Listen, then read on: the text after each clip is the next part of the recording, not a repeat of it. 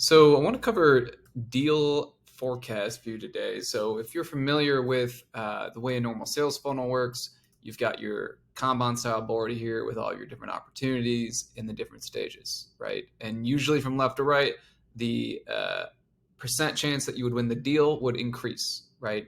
So on the far right, we'd have the deals that are pretty much close to being won. Their stage weight is 90%. And on the far left, we've got 0%. These aren't even necessarily real opportunities quite yet.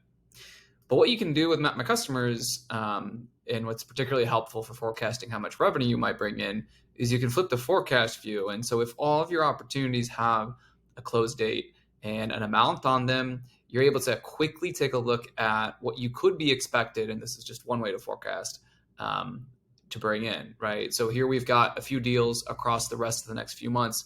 In June, we can see $49,000. This is the gross amount. $15,000 is the adjusted amount. So how did we come up with that?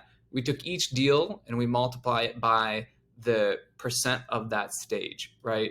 So depending upon where the deal is, for example, this stage is product demo. The percent chance that you'd win a deal in the product demo stage is 50%.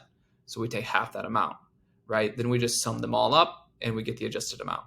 So across the board, if we take the full adjusted amount, we can see that we've got 147K in potential revenue, which has been basically weighted down based on the probability of all these deals closing. The total open amount is the gross amount of actual deals. If we won everything straight up, this is how much revenue we would bring in.